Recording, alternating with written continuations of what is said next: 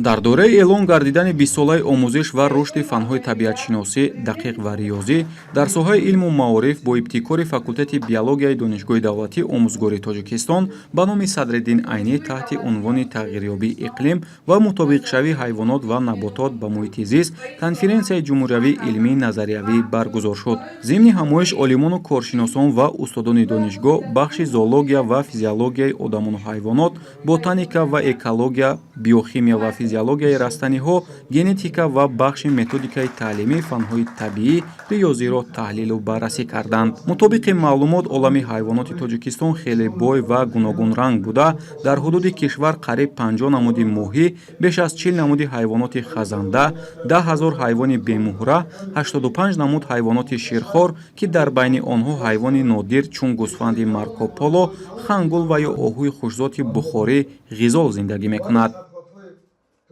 мақсад аз баргузории чунин конференсияҳо пеш аз ҳама ин яъне ҳамкориҳо дар байни донишкардаҳои олии ҷумҳурии Тоҷикистон ва институтҳои тадқиқотҳои илмӣ буда, барои бештар ҷалб кардани мутахассисони ҷавон ва инчунин магистрон, унвонҷӯён, аспирантон